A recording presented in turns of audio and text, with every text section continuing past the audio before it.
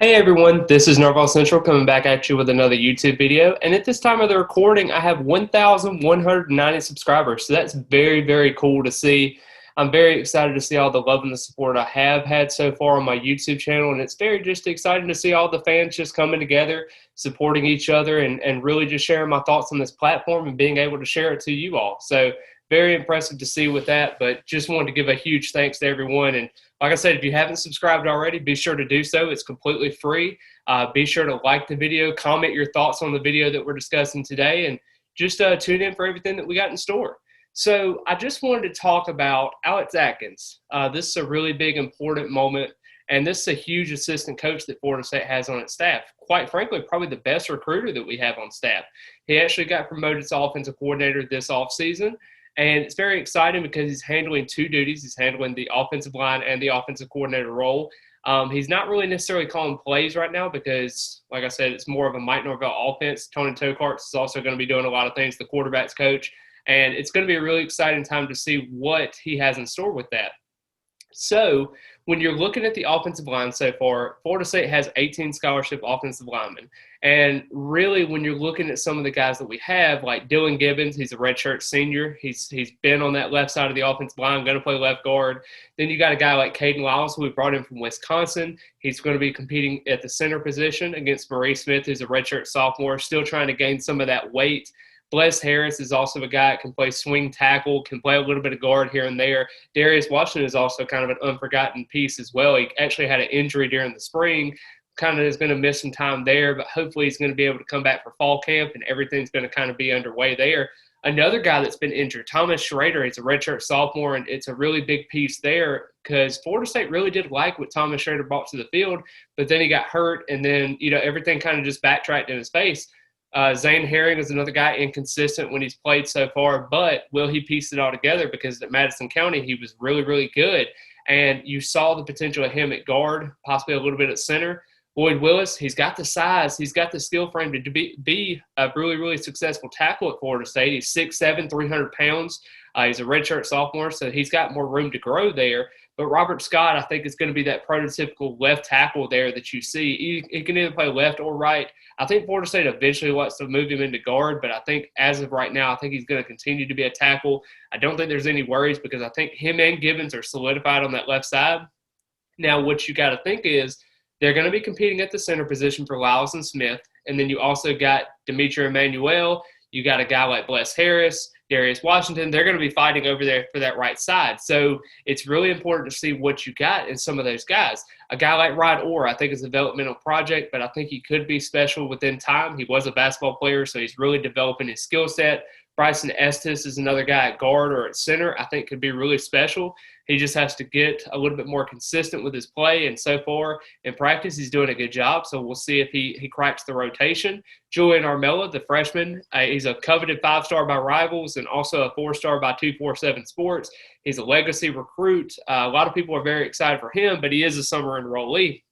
Then you go to a guy like Jalen Early. He can play that swing tackle. He's mostly going to play at the interior, so it's going to be really exciting to see how he factors in as well because he is also a summer enrollee. Another summer enrollee is Kwei Sapp. He played the interior offensive line. He played a little bit of center during his senior season, and he also played a little bit of right tackle. So it's very exciting to see some of these guys having that versatility to play guard or tackle. Then you go to a guy like Dr. Richardson, who is an early enrollee at tackle. He was a 3-star prospect out of Miami. And I think he could be a very, very special piece for Florida State. Is he going to take a little bit to groom? Possibly, because he's like 6'4", 285. He may want to try to get up to that 295, 300 mark before he actually contributes at a high level. But Kaniah Charlton is one of those guys. He's a pure guard, and he's about 350 right now. So he's got to get down and weight just a little bit more. I think they want to get him at that 330 mark, and I think that could be a really sweet spot for him.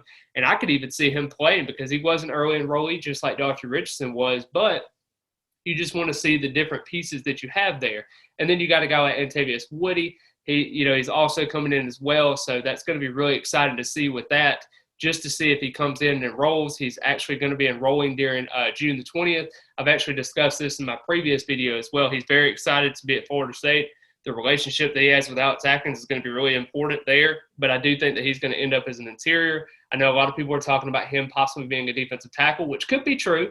You don't really know until he comes into campus and see where his niche is. But as of right now, I think he's probably going to be an interior. But I think he could be a solidified piece. Once Emmanuel and Gibbons and some of those other veteran guards, I think, kind of step in and kind of role, kind of be a little bit of role models, I think could be really important for them going forward.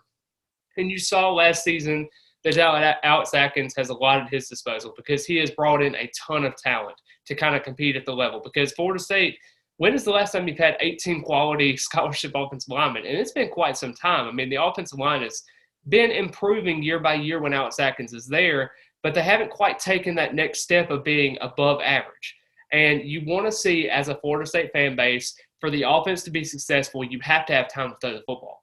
And you have to have time to be able to run the play action a little bit, and everything like that. Run the football. They did that tremendously well last year, even with some of their limitations on the offensive line, specifically at center and some of their pieces at guard. But just overall, I think Alex Atkins is doing a good job in trying to develop these guys and teach those guys for lifelong lessons.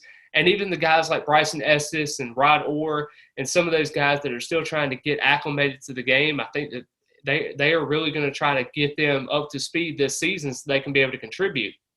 Now, the biggest thing with Alex Atkins going forward this year is the fact that he wants to have those eight offensive linemen that are capable of being able to step in, because chances are injuries are going to happen. So you want to have a situation where Florida State is able to have those eight to where they can kind of rotate some of those guys in. And you've already seen it this spring with Darius Washington getting hurt and having that lower body injury. You want to see more of those situations where if somebody does get hurt, they can come in and start right away. I'm not really sure who's going to be starting on that right side because, like I said, there's going to probably be between three of those guys with Emmanuel, Darius Washington, and Bless Harris. But it is going to be very exciting to see what happens in that. But just turning it over to Alex Atkins as a recruiter, and I talked about this before, he may be the best recruiter on the staff.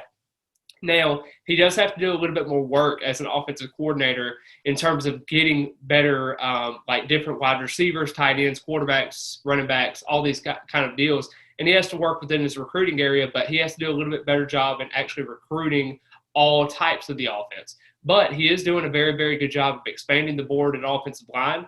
And Zachariah Owens is one guy that I think is going to be very, very good for Florida State if they can be able to get him. I know Clemson is up there. Penn State is another team. He's got a couple of offers there that I think is going to be really special. Lucas Simmons is a guy I'm very, very excited about to see if they're going to be able to do that. He's actually from Sweden originally, and I think he's actually from Clearwater right now. But just very excited to see if they're able to get Simmons on campus, be able to kind of show him the ropes and being able to do that, because he does have an official visit coming up with Florida State. And I think it's going to be very pivotal for Florida State to be able to have that good impression going forward there, because that's a huge tackle prospect. And then you go over to DJ Chester. I think it's going to be very good as well. He's a versatile offensive lineman that can play guard or tackle. Roger Kearney, another guy they like on the interior, I think can be a very, very efficient piece. He's actually from Orange Park. I think he can be a really special guy there. Kelton Smith, a 4-star out of Carver, Georgia, I think can be a very pivotal piece there too. He plays mostly tackle, can play a little bit of guard here and there. Then we kind of go to some of the underrated guys that I think he's been really getting after. It's 3-star Luke Burgess. He's come to Florida State a couple of times now on visits, and I think he can be an effective piece. I think he's down to 3 teams now. I think it's North Carolina, Louisville, and Florida State. Correct me if I'm wrong in the comment section, but I think that's correct. And then you also got a guy like 3-star Tyler Jeffries, who's also been at Florida State quite a bit of times. Now, his visit schedule has kind of slowed down with Florida State because it really hasn't been up to par with what it used to be. But nonetheless, he has visited Florida State a couple of times now. And it's even the same as 3-star Tommy Kinsler. He is actually from Trinity Catholic. And it could be a situation where Florida State's able to kind of get him in. They may be putting him on the back burner just a little bit to see where they're at with some of the interest and everything. But he's actually a 340-pound offensive guard. So that is very exciting to see. He can play a little bit of tackle, but I think he's going to be more so a guard more than anything. Chatavius Shivers, I think, is another guy who they're kind of high on right now. They've kind of prioritized him late in the process, but I do think that Florida State's kind of still getting involved with that. And then you also got a guy like Jordan Church, who I think is kind of trending to the Louisville, Tennessee route, but you never know with that. An IMG kid, maybe we can get something going with that. But overall, though, Alex Atkins, as I named, just 10 prospects just off the back, with how Alex Atkins is recruiting so far. Now, granted, he hasn't got any commits so far, and that could change because, like I said, Kearney is probably going to be deciding around signing day. Owens, I believe, is going to be doing it July 4th. I don't really like where Florida State chances are right now, but with how many times he's visited, I think he's visited twice or 3 times so far in the calendar year, so could be something to watch out for there. Simmons has visited several times, so you want to see more out of that. DJ Chester is starting to evolve a little bit more and getting more there. Kelton Smith is one guy that I'm kind of worried about because Darren Reed is no longer really a Florida State target at this time. He's actually a defensive tackle that goes to Carver High School with him. They're very, very close. They want to play together. Could be an Ohio State situation there. Could be LSU. Could be a couple of different teams for both of those guys, and they really want to play together. I don't really view package deals as being some of that special type of situation there, but just something to monitor there. Burgess, I'm not really sure about right now. Could see him going to a North Carolina or something like that. But we'll see. Maybe a Louisville jumps in the mix for there. But I'm really, really excited to see Simmons and Kearney. I do think that they're going to probably expand the board just a little bit more in terms of getting the offensive linemen in there because I don't necessarily think you need 6 like you did this year. I think you probably need 3 to 4. If you can get a true offensive tackle, a couple of guards that can play swing, tackle or guard, I think can be really ideal for this team going forward. But just overall, I mean, you're going to have to replace Dylan Gibbons, who's a redshirt senior, Caden Lyles, who's a redshirt senior, and then you also have Emmanuel that's also a redshirt senior as well. So those are 3 guys that you're going to have to replace right off the bat. And then you're looking at a guy like Bless Harris, who is hopefully going to step up. If he doesn't start this year, he's going to be able to start next year.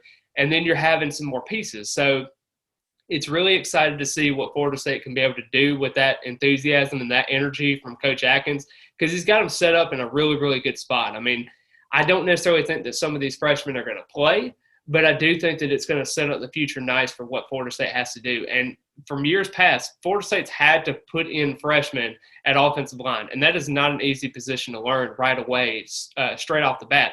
And Robert Scott can tell you this straight on hand. I mean, he had to come in an early classification and be able to start right away.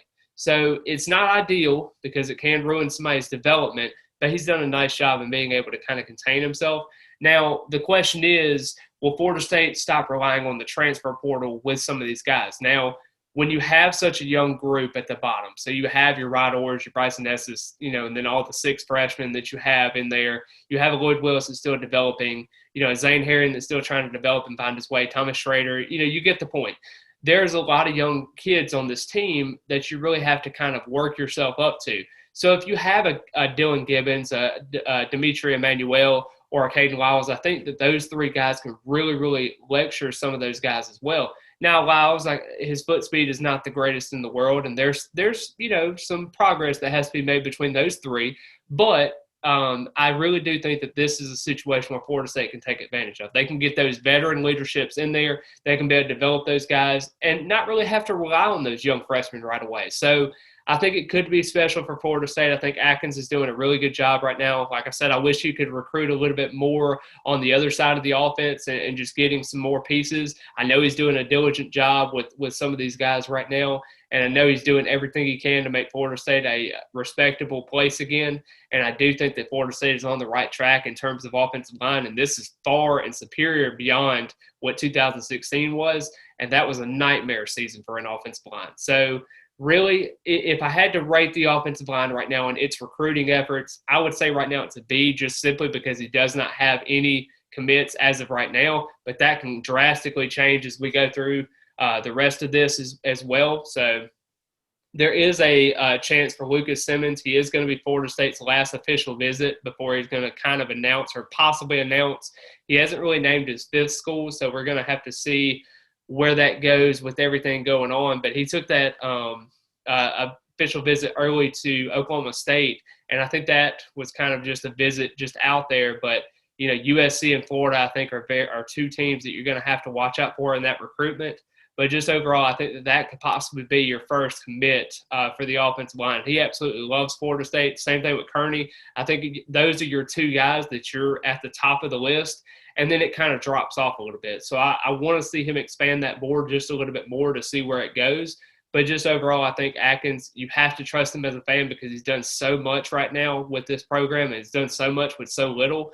I mean, most assistant coaches on the staff, with us being 5-7 last year, and then also turning around and being 3-6 the year before, that's hard to recruit, and that's hard to sell your message because, like I said, what message is there to sell? I mean, when you're going to those extremes for those last 2 years, and you've went 26-33 in the last 5 years. So you really have to, commend him for being able to recruit at such a high level, especially with what he's being able to bring in as the experience options that he's had. I think Atkins is really selling a message that's really good. And I wanted to share a piece that Roderick Kearney had told me whenever he was talking about his visit to Florida State. And he was always talking about how Atkins was so genuine with him. It wasn't about football. It was about just a life, it was basically a father figure to him. And he always kept it real with him. So there was always situations where Florida State prospects would go visit, and Atkins would be like, you know what, you need to work on this, and you suck at doing your hand placements. Your foot speed is not all the way there. And he just tells you how it is. He's not going to sugarcoat it. He is going to be absolutely real with you. And I think that is something that people really, really enjoy with that, because they want to further their game rather than just tell them something they did right every time. So Atkins doesn't want to be that guy that just wants to sugarcoat everything, because he wants to be the top of the, Florida State is going to be at the top. If Coach Atkins is wanting to do that with his players and everything and his recruits, and he wants to expect high demand in what they do, I think that's one step in Florida State being able to be back to where they used to be. And I think it could be special. Baby steps with everything, of course. I know that Florida State has to be able to produce on the field this season. 7-8 wins could be really nice for Florida State's recruiting classes going forward. I know that a couple of years ago, you could think 7 or 8 wins was probably not the greatest thing for Florida State going forward. You're always used to seeing 10 or 11 win seasons. You're used to winning the 2013 and 2014 seasons when we were winning national championships and going to semifinals during the playoffs. But overall, you have to start somewhere. This is a rebuild. You have to understand that we're going to have to keep continuing to grow throughout everything. And I'm not making excuses for Coach Norvell, because, of course, if you don't produce in year 3, there's going to have to be some repercussions, and you're going to have to really fill in to everything that's going on in year 4. But just overall, I think Coach Atkins is doing a tremendous job. I commend him for all of his support that he's had so far through Florida State. And I think he's doing a great job in keeping us on track. But if you like the video, please be sure to comment your thoughts, like the video, subscribe to the channel. I will be kind of producing a little bit more of this content going forward, and I'm super excited to sharing my thoughts on Alex Atkins and how everything's going with everything like that. And I've also released a couple of articles on fifth quarter. I'll actually release some of those at the bottom of the description if you want to go check those out. I'm actually a full-time writer for fifth quarter, and I'm very excited to see some of those content coming out that I can't say on my Instagram or Twitter or anything like that. So it's very exciting to see with that. But as always, I just hope everyone has a great rest of their day. And as always, go Noles.